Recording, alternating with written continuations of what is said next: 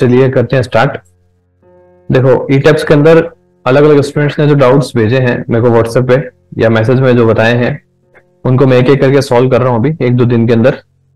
ठीक है, सबसे पहला आपका जो है प्लेसिंग ऑफ कॉलम, जो अपन ने सेकंड नंबर जो वीडियो डाली थी कॉलम के ओरिएंटेशन के बारे में, कि कॉलम का ओरिएंटेशन मैंने बताया था कि उसमें जो थ्योरी अपनी यूज करेंगे वो ये वाली थ्योरी यूज करेंगे। कॉलम का ओरिएंटेशन आपको कैसे करना है ना, हॉरिजॉन्टल कैसे करना है, वर्टिकल कैसे करना है। इसमें अपना क्या थ्योरी लगाई थे कि यहाँ पे मान लो आपको हाँ बीम का साइज देखना है। इधर आपका जैसे बीम जो लेंथ है बीम का वो है 2.9, इधर है 3 मीटर। ठीक है, तो ज्यादा मोमेंट इस वाले बीम के अंदर ही जनरेट होगा, 3 मीटर वाले के अंदर, इसमें कम जनरेट होगा। ठीक है, तो शॉर्टर साइड मेरा क्या होता है, ज्यादा कैरी कर सकता है, तो मैं शॉर्टर साइड यहाँ पे रखूंगा और लॉन्गर साइड मेरा यहाँ पे रखूंगा। ठीक है, क्योंकि मेरा ज्यादा मोमेंट यहाँ पे आ रहा है। सिमिलरली इस टाइप का केस हो तो अपने कैसे सॉल्व करेंगे, इधर जैसे 2.9 आ रहा है, ठीक है, और इधर लेंथ कितना हो जाएगा, अपने को मैग्नीट्यूड लेना है, प्लस माइनस का कोई इश्यू नहीं है। ठीक है, आपको बस 3 में से 3.2 माइनस करना है। 3.2 में से 3 का डिफरेंस देगा कितना है, 0.2, और इधर है 2.9। ठीक है, तो प्रैक्टिकली सही ओरिएंटेशन क्या है, वो ये है। ठीक है, अब ये जो ओरिएंटेशन है आपका इसके अंदर ऐसे है, इसके अंदर इस तरह से है। ठीक है, एक और केस अपना बनता है इस तरह से, अगर यहाँ पे चारों तरफ आपकी बीम हो, इसके अंदर भी अपने क्या करेंगे, एक्स और वाई दोनों का मैग्नीट्यूड निकाल लेंगे। जैसे 3.2 में से मैंने माइनस किया 2.95, ये आ गया। देन 3.2 में से मैंने माइनस किया 3, तो ये आ गया। ठीक है, तो 0.25 मेरा ज्यादा है, तो मैं इसको ओरिएंटेशन मैंने ये वाला प्रोवाइड कर दिया। ठीक है, सिमिलरली ये वाला भी केस देखा था, इसके अंदर ये वाला ओरिएंटेशन अपन ने प्रोवाइड कर दिया। ठीक है, तो ये और जो ओरिएंटेशन प्रोवाइड करते हैं ये इकोनॉमिकल और सेफ्टी दोनों को देखते हुए करते हैं। ठीक है, पहले तो आपका स्ट्रक्चर जो है सेफ होगा इस वाले जोन में, क्योंकि शॉर्टर स्पान आपका ज्यादा लोड को बियर करता है। ठीक है, दूसरा आपका क्या होगा, इकोनॉमिकल भी होगा, इसके अंदर जो रेनफोर्समेंट डिजाइन होगा वो इकोनॉमिकल होगा। अब स्टूडेंट्स का ये क्वेश्चन है कि मान लो अगर मान लो मेरे पास, जैसे मैंने केस भी लिया है इसके अंदर, जैसे मान लो ये वाला प्रोजेक्ट था, इसमें मैं जब काम कर रहा था तो इसमें मैंने कुछ चेंजिंग की थी। क्लाइंट के सेटिस्फेक्शन के लिए कुछ चीजें करनी जरूरी होती है, आपको चेंज करना पड़ता है कुछ चीजों को। ठीक है, इस वाले प्रोजेक्ट के अंदर आप देखो, अब सबसे पहला जो फैक्टर आपका रहता है वो ये रहता है कि आपको स्ट्रक्चर चेक करना है और इकोनॉमी चेक करनी है। ठीक है, वो आपने चेक कर ली। ठीक है, अब क्लाइंट का जो सेटिस्फेक्शन है वो देखना है, आर्किटेक्चर पॉइंट ऑफ व्यू देखना है कि वहां पे वो ठीक है या नहीं है। जैसे मेरा यहाँ पे कार पार्किंग के लिए मैंने एक हॉल बना रखा है। ठीक है, यहाँ पे जो हॉल बना रखा है, अगर आप टेक्निकली देखो तो यहाँ पे तो ये जो है ये बीम और ये बीम बराबर है, तो ये बैलेंस हो जाएगा, इधर वाली बीम पे ही लोड ज्यादा ट्रांसफर होगा। ठीक है, तो शॉर्टर साइड मेरा इधर आना चाहिए था वैसे देखे तो। ठीक है, बट मैंने इसको ओरिएंटेशन ऐसा दिया है। ठीक है, तो अब आपको ये जजमेंट खुद करनी पड़ेगी कि भाई कहां पे मैं आर्किटेक्चरल व्यू को कंसीडर करूं या कहां पे मैं स्ट्रक्चर व्यू को कंसीडर करूं। देखो सिंपल सा आंसर मैं बताता हूं आपको, अगर आप कॉलम का ओरिएंटेशन ऐसे नहीं रखे कि आपने अगर ऐसे रख दिया तो ऐसा थोड़ी है कि ई टैप आपको मना कर रहा है। ई टैप ऐसे कॉलम को भी अलाउ कर देगा। ठीक है, बट होगा क्या, वो उस कॉलम के अंदर थोड़ा सा रेनफोर्समेंट का परसेंटेज बढ़ा देगा और उसको सेव कर देगा। ठीक है, तो मान लो इकोनॉमिकल थोड़ा सा आपको पैसा और लगाने से ये कॉलम का ओरिएंटेशन ठीक होता है, आपका हॉल का पूरा ओरिएंटेशन सही आता है, तो यहाँ पे थोड़ा सा रेनफोर्समेंट एक्स्ट्रा प्रोवाइड कर सकते हैं अपने। ठीक है, समझ में आ गया। तो आपको जहां पे लग रहा है कि जैसे इन सारे में देखो, इसमें सब में ओरिएंटेशन क्या आ रहा है, शॉर्टर साइड मेरा इस तरफ आ रहा है, इस तरफ आ रहा है। ठीक है, तो यहाँ पे देखो टेक्निकली ये सही भी है, इधर और इधर वाला बैलेंस हो जाएगा, ज्यादा लोड इस तरफ आएगा तो शॉर्टर साइड मेरा इस तरफ आ रहा है, तो ये बिल्कुल ठीक है, कोई इशू नहीं है इसके अंदर। ठीक है, बट आप यहाँ पे आप चलते हैं अपने, यहाँ पे भी अगर मान लो मैं इसको ऐसे दूंगा तो आपके इस वॉल के अंदर से ये अलग से ही कॉलम निकला हुआ दिखाई देगा आपका। ठीक है, तो मान लो इसके अंदर क्या होगा, रेनफोर्समेंट की थोड़ी सी डिटेल्स को बढ़ा देंगे, सेक्शन हालांकि सेफ तो फिर भी रहेगा। ठीक है, बट रेनफोर्समेंट थोड़ा सा बढ़ जाएगा, इकोनॉमिकल पर्पज से थोड़ा सा बढ़ जाएगा, बट आपका आर्किटेक्चर पॉइंट ऑफ व्यू से वो जब आपका इतना बड़ा प्रोजेक्ट है तो ये छोटे छोटे वाले जो पॉइंट्स है ये अपन कंसिडर नहीं करेंगे। ठीक है, कि थोड़ा सा खर्चा यहाँ पे बढ़ रहा है, यहाँ पे भी सेम यही चीज होगी। यहाँ पे जान लो, यहाँ पे बाइक वगैरह पार्किंग के लिए, 2 व्हीलर्स के पार्किंग के लिए यहाँ पे हॉल दे रखा है, तो यहाँ पे भी इसका ओरिएंटेशन ऐसे कर रखा है, अदरवाइज हॉल के अंदर ये आपका अलग से निकला हुआ दिखाई देता। ठीक है, सिमिलरली और भी मान लो कहीं रेजिडेंशियल प्रोजेक्ट होता, कहीं पे भी आपका कोई हॉल होता, कोई और चीज होता, तो उसमें कहीं पे भी आपको लग रहा है कॉलम मेरा एक्स्ट्रा आ रहा है, तो आप कॉलम का ओरिएंटेशन चेंज कर सकते हो नॉर्मली, कोई इशू नहीं है। ई टैब्स उसके अंदर क्या करेगा, उसकी डिजाइनिंग को चेंज कर देगा।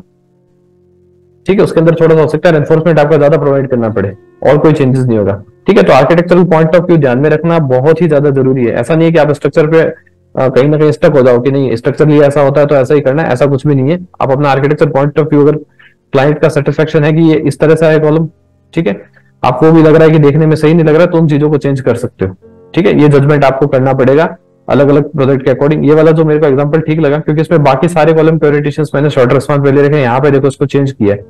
तो यहाँ पे चेंज क्यों किया है, क्योंकि यहाँ पे देखो मेरा सारा हॉल आ रहा है, यहाँ पे ये अलग से निकला हुआ दिखेगा तो ये खराब लगेगा बिल्कुल, ठीक है। सिमिलरली ये देखो, यहाँ पे देखो, अगर फ्रंट साइड में यहाँ पे देखो इसका ओरिएंटेशन ऐसे दे रखा है, अब स्टार्टिंग के अंदर मान लो मैं इसको ऐसे बना दूंगा तो यहाँ पे ये कॉलम इस तरह से अच्छा नहीं लगेगा ये, ठीक है। इसको एलिवेशन के अंदर थोड़ा सा विजुअलाइज करो ये कैसा लगेगा। तो इसका मैंने ऐसा दिया है इस तरह से कि ज्यादा से ज्यादा मार्केट आपका दिखाई दे, क्योंकि ये देखो मार्केट वाला एरिया है ये सारा, ये सब शॉप्स वगैरह बन रखी हैं यहाँ पे, तो यहाँ पे भी कॉलम का ओरिएंटेशन मैंने इस तरह से दिया है, ठीक है। तो ई टाइप क्या है, इसको कंसिडर कर लेगा, अब इसके अकॉर्डिंग रेनफोर्समेंट को बढ़ा देगा, ठीक है। तो ये जजमेंट आपको थोड़ा सा खुद लेना पड़ेगा। कॉलम का पहले जो, हाँ, सबसे पहले आपको देखना है स्ट्रक्चरली एक बार आइडिया लेना है, तो सबसे पहले ये वाला कॉन्सेप्ट आपको फॉलो करना पड़ेगा, जो मैंने वीडियो नंबर 3 के अंदर पूरा बता रखा है। अगर आपने वो नहीं देखी हो तो वो देख लो पहले, ठीक है। पहले आपको ये वाला कॉन्सेप्ट देखना है, सेफ्टी और इकोनॉमी इसके अकॉर्डिंग सबसे बेस्ट रहेगी आपकी। उसके बाद आपको कॉन्सेप्ट ये देखना है कि आपका कहीं पे भी आर्किटेक्चर पॉइंट ऑफ व्यू से कोई गड़बड़ तो नहीं हो रहा, आपको लग रहा है कोई एस्थेटिक व्यू सही नहीं आ रहा है। देखो ब्यूटी भी एक बहुत बड़ी चीज होती है ना, प्रोडक्ट का प्रॉपर तरीके से दिखना, अपीयरेंस सही आना भी बहुत ज्यादा जरूरी होता है, ठीक है। तो उसके अकॉर्डिंग हम थोड़ा बहुत चेंज कर सकते हैं, थोड़ा बहुत हल्का फुल्का इकोनॉमी में चेंज आएगा, बहुत ज्यादा एनफोर्समेंट में भी चेंजेस नहीं आ जाएगा, बट थोड़ा सा अगर आप कॉलम का ओरिएंटेशन चेंज करोगे तो ये थोड़ा सा एनफोर्समेंट का क्राइटेरिया बढ़ाएगा, ठीक है। बट बहुत ज्यादा इकोनॉमिकल उससे कोई प्रॉब्लम नहीं आने वाली है। तो अब आपके अकॉर्डिंग लग रहा है कहीं आपका हॉल है या कहीं पे आपका कॉलम जो है रूम के कोई बीच में दिखाई दे रहा है तो उसको मैनेज करना है, तो उसका जो है ओरिएंटेशन आप चेंज करके उसका प्लेसिंग को चेंज कर सकते हो, ठीक है। इसके अंदर अब और कोई डाउट है? उसके बाद दूसरा क्वेश्चन है कि अपने ऑटोकैड की ड्राइंग को ई टैब्स के अंदर डायरेक्टली इंपोर्ट कर सकते हैं क्या, सेकंड जो है। तो आप ऑटोकैड वाली जो, जैसे ये ऑटोकैड में बन रखी है ड्राइंग मान लो, ठीक है, ये वाली ड्राइंग जैसे ऑटोकैड में बन रखी है, तो इसको आप ऑटोकैड के अंदर ई टैब्स के अंदर इंपोर्ट कर सकते हो। बट ये जैसे ड्राइंग बनी है तो क्या अलग अलग लेयर्स के अंदर बनी है, ठीक है। इसके अंदर तो जैसे ये तो ऑटोकैड में बनने के बाद इसमें फोटोशॉप में भी कुछ पोस्ट प्रोडक्शन हुआ है, देखो कुछ वक्त जैसे इसका हुआ है ये फोटोशॉप में हुआ है, ये जैसे ये टेक्सचर वगैरह जो सब लगा ये फोटोशॉप में हुआ है। तो आप इसकी ऑटोकैड वाली फाइल पे जाओगे और क्या करोगे, वन लाइन डायग्राम बनाओगे। पहले तो वन लाइन डायग्राम या सेंटर लाइन डायग्राम जो उसको बोलेंगे, ठीक है, वो डायग्राम बनाओगे। और सारा जो आपका कंप्लीट जो डायग्राम होना चाहिए वो किसके अंदर होना चाहिए, एक ही लेयर के अंदर होना चाहिए, अलग अलग लेयर्स में नहीं होना चाहिए, ठीक है। तो उसको पूरा को सिंगल लेयर में कन्वर्ट करके फिर ई टेप्स के अंदर आप इंपोर्ट कर सकते हो, ठीक है। बट मेरा सजेशन ये है कि अगर आप ग्रिड के अंदर काम करोगे तो चीजों को चेंजेस करना ज्यादा आसान रहेगा, उसमें मॉडिफिकेशन करना बहुत ज्यादा आसान है।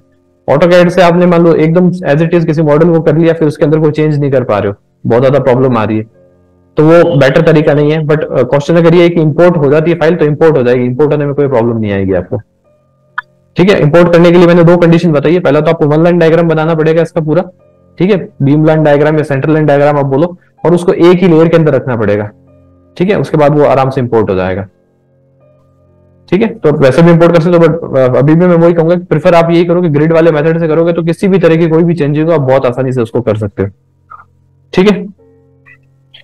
उसके बाद यह है कि जोन वाइज अलग अलग स्टेरअप स्पेसिंग होता है क्या, ठीक है। इसके अंदर देखो, हाँ, जैसे मान लो आपका ई टैब्स ओपन कर लेते हैं, ई टैब्स के अंदर ये आपका डायग्राम है, ठीक है।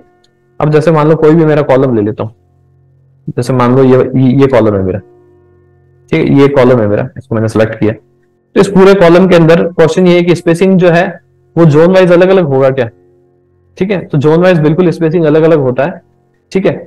यहाँ ये जो आपका होता है कौन सा होता है, टॉप जोन, ये होता है आपका बॉटम जोन, और ये होता है आपका मिडिल जोन, ठीक है। तो मिडिल जोन के अंदर जो स्पेसिंग है वो थोड़ा सा ज्यादा रखा जाता है स्टीरअप्स के अंदर, और आपका टॉप के अंदर स्टीरअप्स के अंदर स्पेसिंग थोड़ा सा कम रखा जाता है, और बॉटम के अंदर स्टीरअप्स के अंदर स्पेसिंग थोड़ा सा कम रखा जाता है। टॉप और बॉटम के अंदर स्पेसिंग जो है वो थोड़ा कम रखते हैं, और मिडिल के अंदर जो है वो स्पेसिंग थोड़ा सा ज्यादा रखते हैं। अब कितना ज्यादा कितना कम रखते हैं ये वाला जो सारा मैं बताऊंगा आपको बार बाइंडिंग शेड्यूल के अंदर, उसके अंदर सारा इसी के बारे में डिस्कशन करना है, ठीक है। बट आपको अलग अलग जोन के हिसाब से देखना होता है चीजों को, कोई मेंबर को, क्योंकि यहाँ पे जो मान लो एक कॉलम है तो सबसे ज्यादा आपको लोड का जो मैग्नीट्यूड है वो टॉप में और बॉटम में ज्यादा रहेगा, मिडिल में कम रहेगा, ठीक है। तो स्टीरअप्स जो है आप क्या करोगे, यहाँ पे ज्यादा प्रोवाइड करोगे, स्टीरअप का स्पेसिंग यहाँ पे कम प्रोवाइड करोगे, यहाँ पे भी कम प्रोवाइड करोगे स्पेसिंग, यहाँ पे स्टीरअप का स्पेसिंग ज्यादा प्रोवाइड करोगे, ठीक है। सिंपल इस तरह से कैलकुलेशन देखा होगा आपने पहले।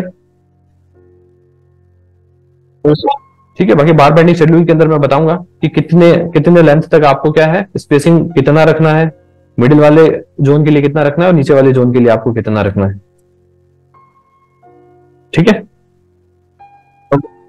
उसके बाद जो नेक्स्ट है आपका कि स्टेयरकेस टावर के ऊपर अगर वाटर टैंक अपन रखते हैं तो कई जगह यहाँ पे क्या होता है मिडिल बीम भी प्रोवाइड करते हैं। ये देखो मैं बताता हूँ यहाँ पे, जैसे मान लो आपका ये ईटैप्स वाला स्ट्रक्चर आ गया, ठीक है, इसको एक बार एनालाइज कर लो दोबारा। तो यहां से मैं एनालाइज कर लेता हूं।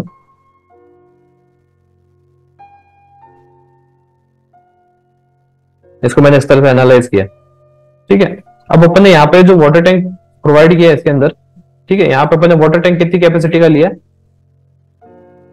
700 लीटर 700 लीटर 1500 लीटर हो गया टोटल। ठीक है, उसके अकॉर्डिंग आप देख रहे हो कि इतना डिफ्लेक्शन आ रहा है मेरा। ठीक है, आपको लग रहा है कि डिफ्लेक्शन थोड़ा सा ज्यादा है, इतना डिफ्लेक्शन नहीं है, तो आप यहाँ पे जो है एक यहाँ पे एक बीच के अंदर एक भी मोर प्रोवाइड कर सकते हो।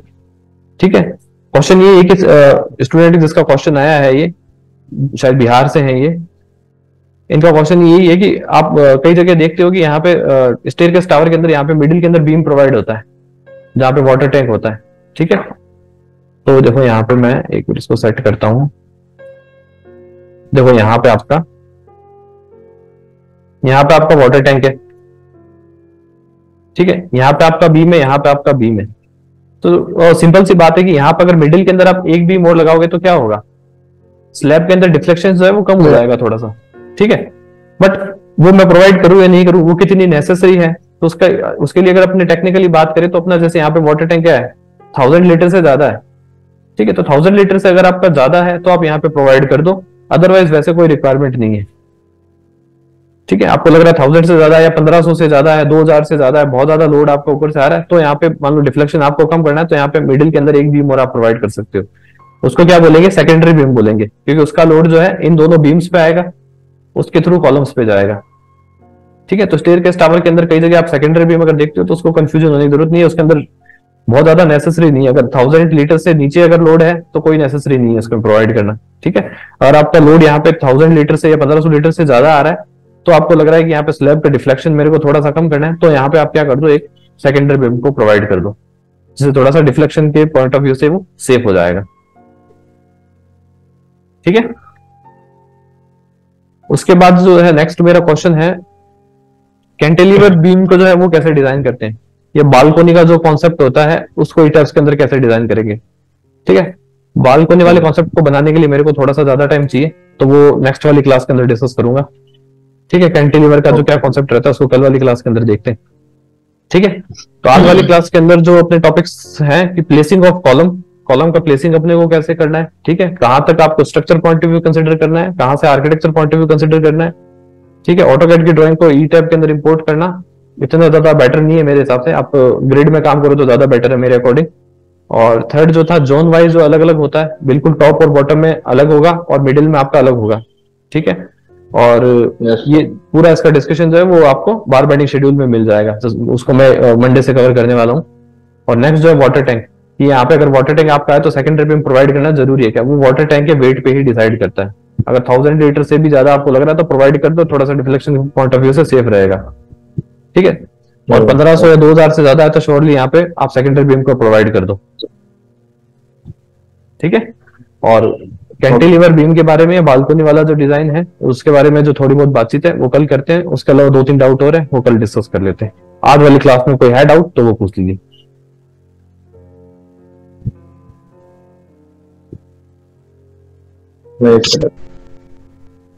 आज आप लोगों के भी कोई डाउट्स है तो वो बता दीजिए। ये जो डाउट्स है ऑनलाइन मेरे को मिले हैं, अलग अलग जगह से ही हैं।